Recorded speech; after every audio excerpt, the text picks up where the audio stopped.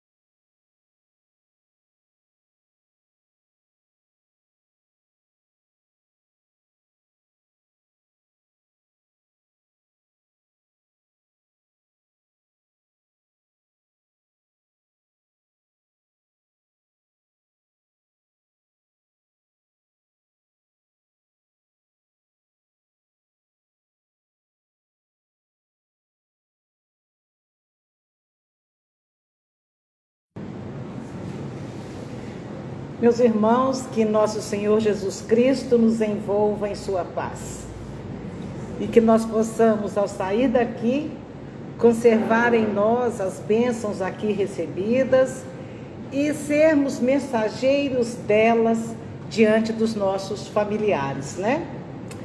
Nós estamos nos preparando com essas últimas reflexões das últimas semanas para que possamos entender o deserto que cada um está atravessando neste momento da sua existência.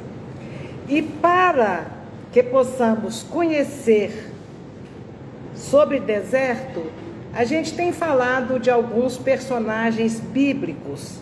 E hoje nós trazemos a figura de João Batista.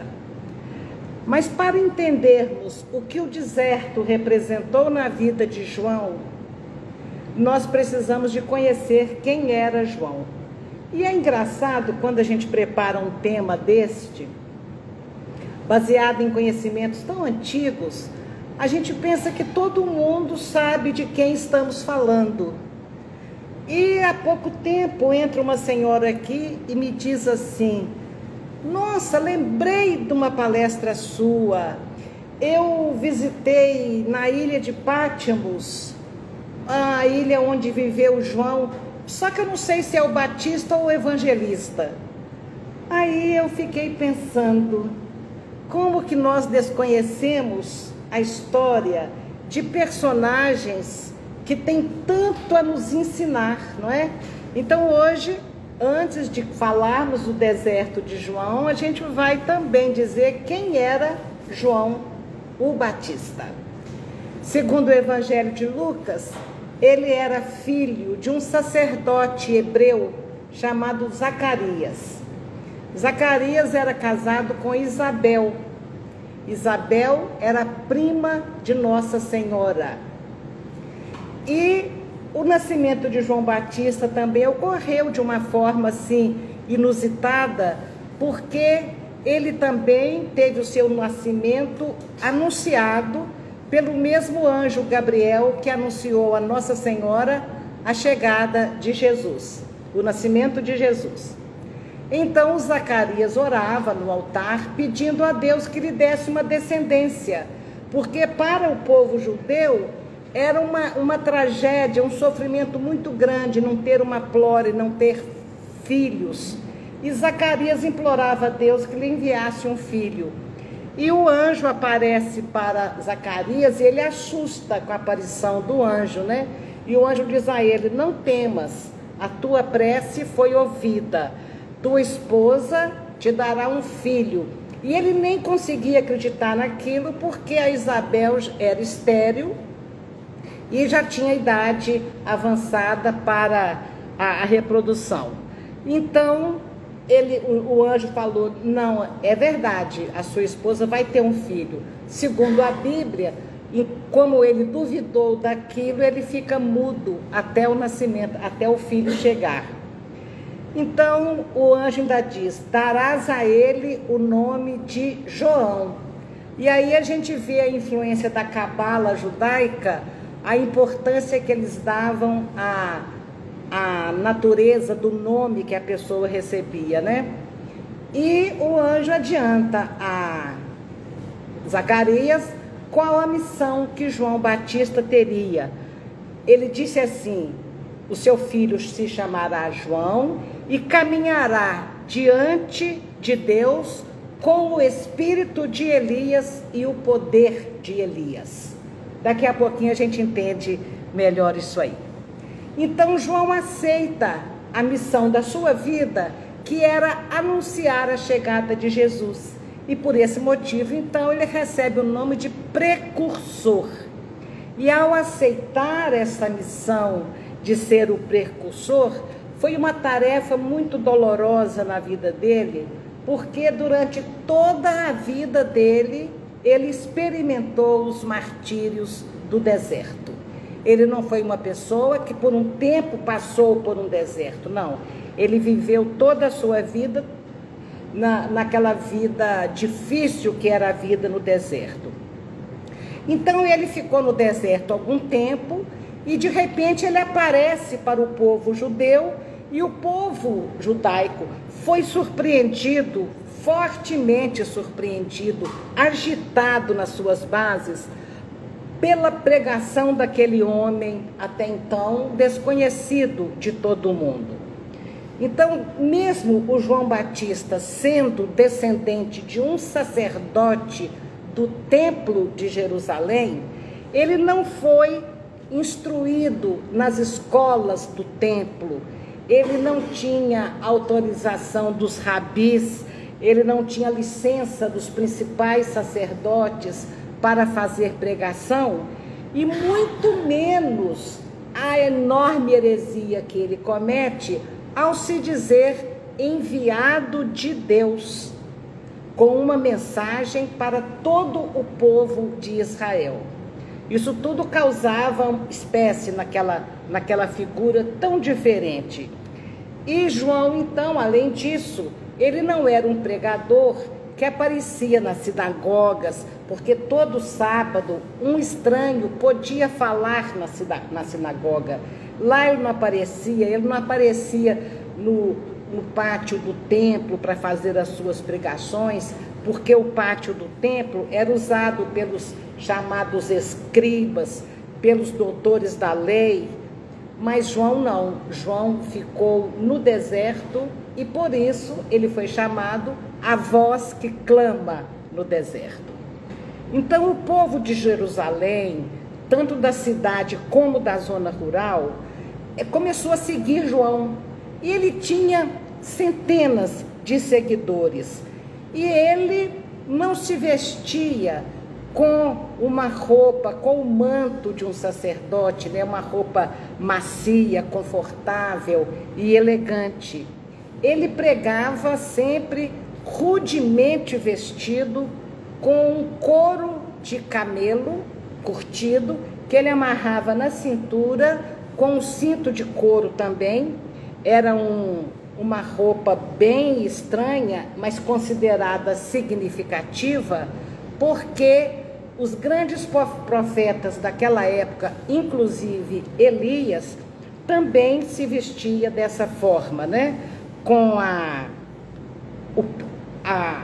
um saiote, né, do pelo de carneiro e uma cinta de couro amarrando aquele saiote. Ele também não tinha os hábitos alimentares da sua casta, da sua ascendência, que eram pratos luxuosos, né, comida boa. Não, ele alimentava apenas do que o deserto lhe desse, ou seja, durante toda a sua vida, ele alimentou de gafanhotos e mel silvestre. Então, ele se preparou para esta missão, ficando muito tempo no deserto, totalmente afastado do convívio dos homens. Assim ele se preparou, recebendo as lições divinas, as revelações diretamente do plano superior, diretamente de Deus, como eles pensavam que era assim naquela época. Então, tudo que João aprendeu sobre religião, ele aprendeu em fonte diretamente transmitida a ele, porque ele era médium.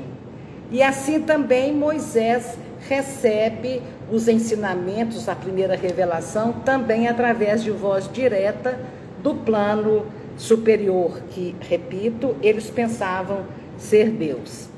Elias também, que antecedeu João Batista em 600 anos ou mais, ele também aprende tudo ouvindo direto o plano espiritual.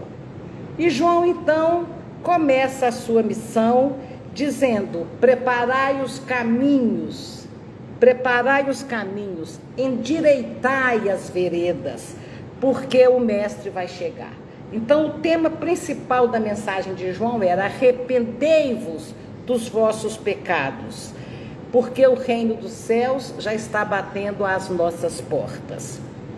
Então, aqueles que tinham muita fé e atendiam aquele convite, eles professavam o seu arrependimento por todos os erros que eles haviam praticado, e para esses João acolhia,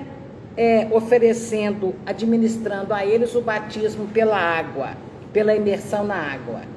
E dizia: aquele que virá após mim será muito mais poderoso do que eu. Com essa figura tão exótica, com essa mensagem tão esperada pelo povo hebreu, nem esse homem, nem a sua mensagem podia ser ignorada. Ninguém ignorava, e chegava aos templos a casta que realmente dominava o que ele estava dizendo. Mas as suas pregações eram assim diretamente ligadas apenas àqueles que se arrependessem. E ele, João, fazia fortes denúncias à hipocrisia, ao pecador que não se arrependia.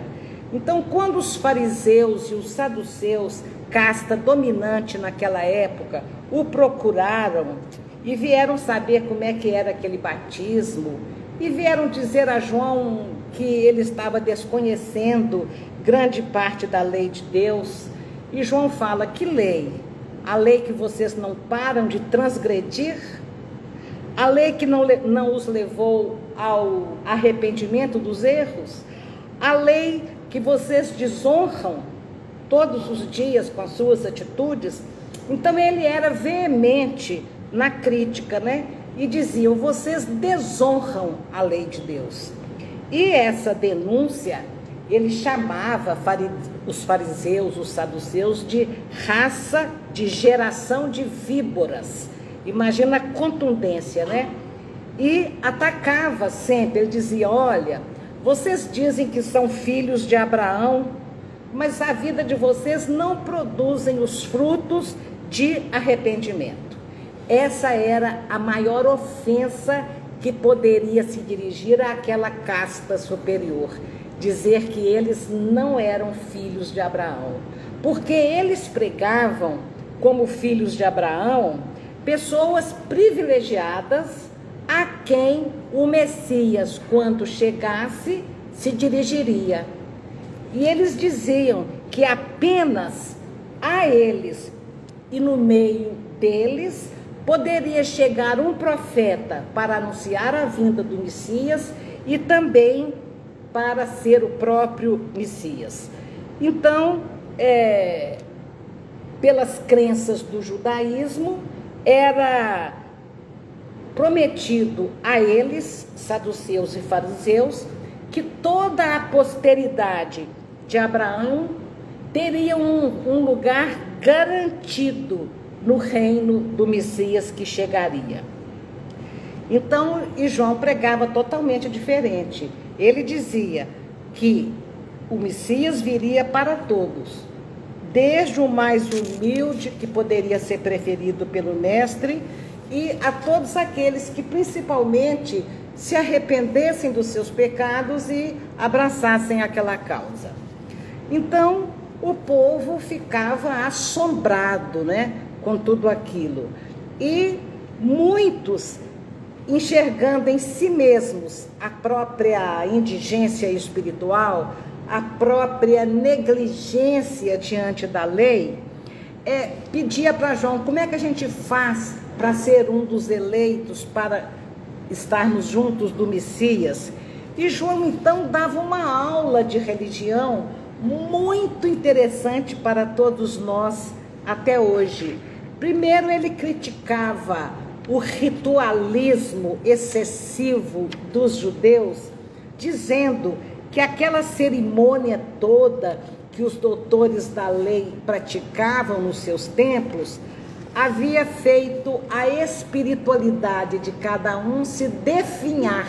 Eu gostei dessa palavra, definhava, e fazia com que o amor morresse no coração das pessoas. E ele prega então uma caridade abnegada. Ele fala: olha, quem tiver 2 túnicas, dê uma. Quem tiver comida sobrando, proceda da mesma forma. E ele pedia isso, pedia aos publicanos ou cobradores de impostos porque naquela época já existia corrupção e os cobradores de impostos cobravam impostos a mais.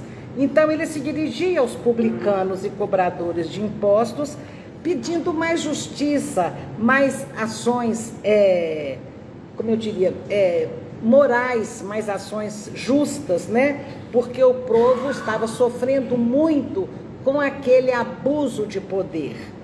E aos soldados ele pedia: viva de acordo com seu salário, seu soldo, e não exagere, né, nas correções, não cometa fraudes. Ele pedia isso, e isso a gente tem que continuar pedindo, pelo que estamos vendo por aí, né?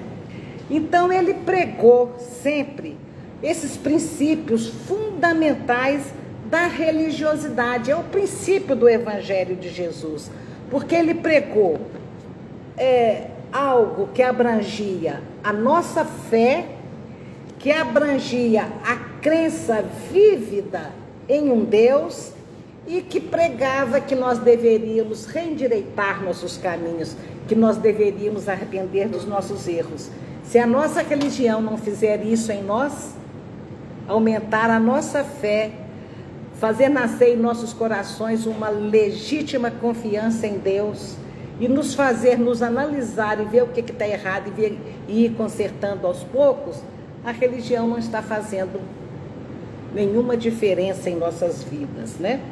Então o João traz esse princípio do Evangelho, abrangendo esses pontos principais. E ele teve essa pregação muito positiva em muitos aspectos.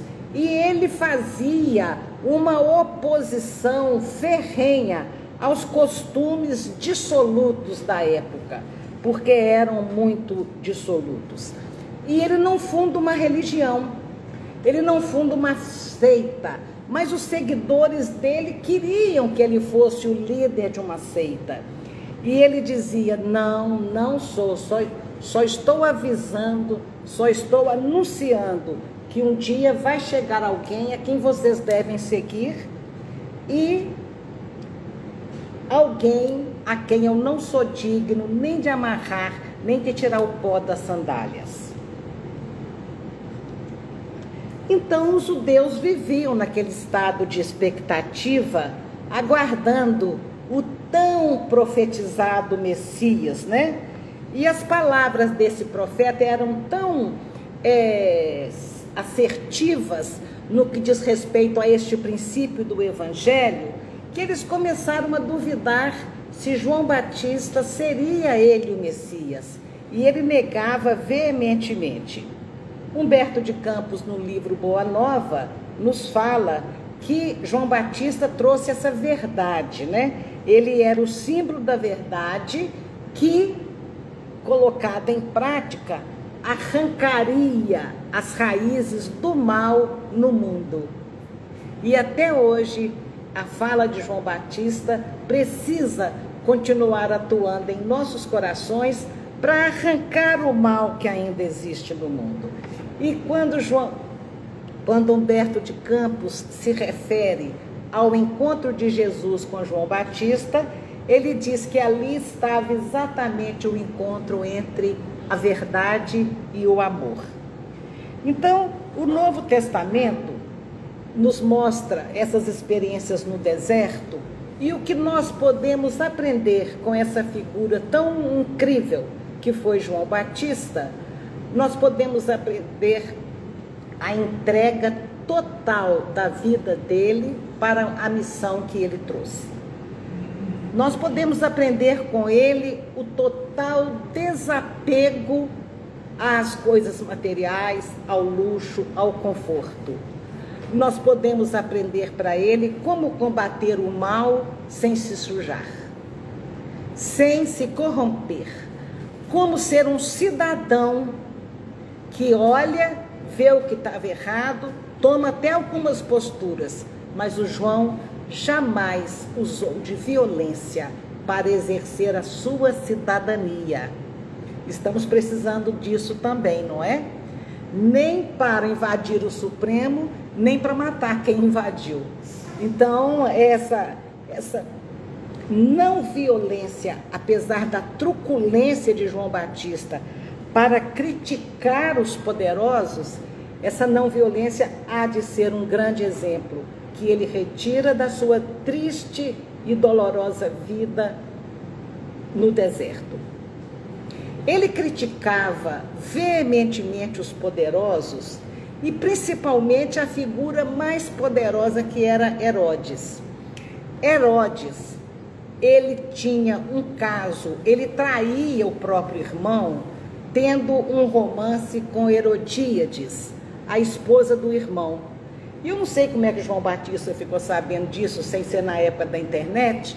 Eu não faço a menor ideia como que chegou a ele essa história, mas ele ia para a cidade e combatia o Herodes, chamava o Herodes de traidor, chamava a Herodias de adúltera e sujava totalmente a família mais importante da época, né? E a Salomé, filha de Herodíades, um dia Herodes pergunta a ela no aniversário dela: o que você quer para dançar para mim a dança dos 7 véus?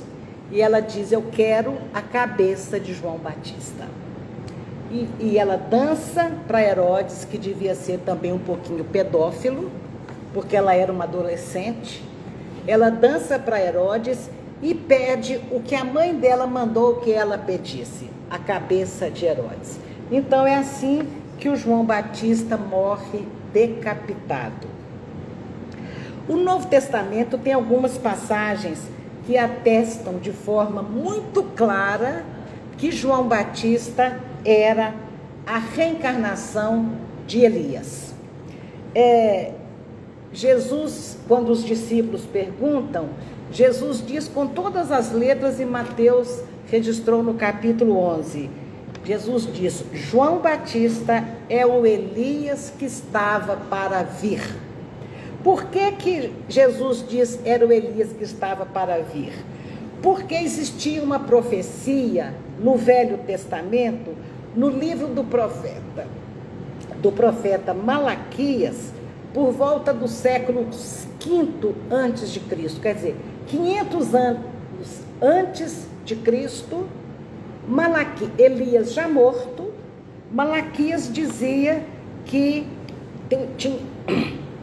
ele voltaria como o precursor do Mestre, trazendo então para todos os tempos a maior profecia de todos os tempos, né? Então lá no Evangelho no livro de Malaquias, ele fala, viria alguém para preparar o povo para receber o Messias. Viria alguém. E todo mundo ficava esperando quem que viria, e na verdade Jesus depois atesta, quem tinha que vir já veio, foi João Batista, e vocês o mataram. Então Elias, vamos agora falar um pouquinho de Elias. O nome de Elias tem um significado muito interessante, que significa que Javé é meu Deus. Elias viveu em Israel 9 séculos antes de Cristo, e ele assume logo após a morte do rei Salomão. Então lá na época do Elias, 900 anos antes de Cristo, Elias vivia no deserto, vestia igualzinho João Batista vestia, aliás, João que vestia igual Elias vestia, e Elias pregava o Deus único também. Moisés não é o primeiro que traz a história do Deus único.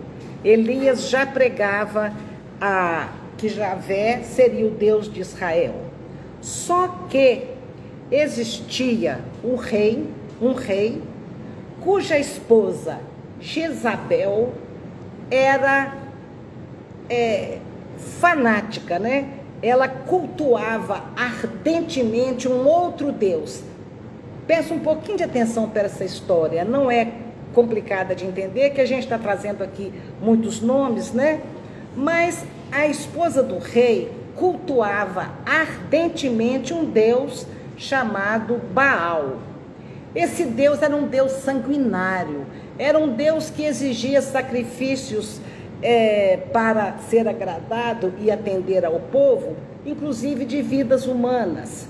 E Elias chega com toda a veemência, combatendo o Deus Baal e querendo provar para os seguidores do rei Baal, protegidos da rainha, que o Deus Javé era mais forte, mais poderoso. O assunto é muito extenso e eu vou resumir dizendo que quando Elias prova que o rei Javé, que o Deus Javé era mais poderoso do que o Deus Baal, por mistérios e magias que faziam ali à beira do altar de cada um. Olha, se queimar aqui, não queimar aqui. Muito interessante a magia, os mistérios da magia da época. Então Elias prova que o Deus Javé era mais poderoso e, não satisfeito com a vitória diante de todos, ele manda sacrificar, ele manda decapitar todos os sacerdotes do Deus Baal. Muita violência, né? Ele manda decapitar. Ele constrói, né, um altar para o Javé, destrói o altar de Baal e ainda manda sacrificar. Encerrando, nós vamos encontrar no livro Lições de Sabedoria uma entrevista que o jornalista espírita Fernando Vorne, da Folha Espírita de São Paulo, fez a Chico Xavier, e ele pergunta para Chico se a decapitação de João Batista, a pedido de Salomé, filha de Herodíades, não seria uma consequência do ato de Elias ter decapitado tantos sacerdotes no passado. E Chico, o jornalista, diz que antes de Chico pegar o lápis e escrever, ou seja, antes de Emmanuel ditar a resposta, o Chico tece o seguinte comentário. Ele fala assim: vocês observem que com a morte de João Batista, Jesus ficou muito triste. A tristeza de Jesus talvez seja porque aquela morte por decapitação pudesse ter sido evitada. Então, Chico diz que Jesus entristeceu muito e preferiu nunca mais falar sobre João Batista. Porque antes ele dizia, aquele é o maior que já nasceu de mulher. Ele faz vários elogios a João Batista, mas depois da decapitação, ele preferiu nunca mais falar. E Chico, então, dá a opinião dele, coisa raríssima de fazer, porque ele nunca dava. Ele preferia sempre buscar em Emmanuel o respaldo, né? Não que ele não tivesse opiniões. Aliás, ao final da existência dele, ele já não era mais o médium, o mensageiro, ele era a própria mensagem, né? Então, Chico fala, por que aquilo aconteceu com João Batista? Ele diz, se João Batista tivesse se encomendado à misericórdia divina e não à justiça, é bem possível que outro teria sido o seu fim. Então vejam aí que o karma que o João trouxe para esta existência por ter decapitado milhares, naquela visão da lei mosaica do olho por olho, dente por dente, decapitou, então seria decapitado no seguinte, e a lei de Deus não é assim necessariamente. Isso é Moisés, isso é a pena de talião, aliás, antes de Moisés ainda. Então, se João tivesse pedido misericórdia para si próprio, o karma não se cumpriria. Essa é uma grande ideia para todos nós, que não sabemos quais os karmas, entre aspas, né? Quais as provas que necessitamos passar para o nosso aprendizado, né? Então a gente pode entender o princípio básico do Evangelho, fortalecendo a nossa fé, acreditando confiando nos projetos de Deus para as nossas vidas e arrependendo dos nossos erros, né, e consertando os nossos erros, nós podemos pedir a misericórdia divina e fazer por merecê-la. Então, depois que o Chico deu essa resposta, que é bem provável que outro teria sido o fim de João Batista, se ele tivesse pedido misericórdia, ele pega o lápis e escreve: conforme os ensinamentos da espiritualidade superior, sempre que estejamos em função da justiça, devemos exercê-la com misericórdia. Cremos sinceramente que João Batista, o precursor, era Elias reencarnado. O respeito devido ao Evangelho, perguntamos a nós mesmos, na intimidade dos nossos corações, se João não teria sido exonerado do rigor do karma, caso agisse com misericórdia no exercício do que era considerado de justiça para a família de Herodes. É um ponto de minhas reflexões, Emmanuel diz, é um ponto de minhas reflexões na veneração que cultivo o amor pelos vultos inesquecíveis do cristianismo. Então, o que o Chico está dizendo aqui? Se na época o João não tivesse sido tão rigoroso com o uso da verdade dos erros de Herodes, se ele não tivesse sido tão aberto, tão veemente, tão agressivo em suas críticas, ele não teria contraído um karma tão doloroso. E o João se sentia na posição de quem podia expor o erro alheio e exigir justiça para aquele erro. Então aí está o nosso aprendizado, né? De que assim como julgarmos os outros, por nossa vez, nós também seremos julgados. Assim que olharmos os outros com os olhos da misericórdia e não da justiça, nós também atraímos este olhar da misericórdia divina, tão necessária para todos nós. Que Jesus nos abençoe hoje e sempre.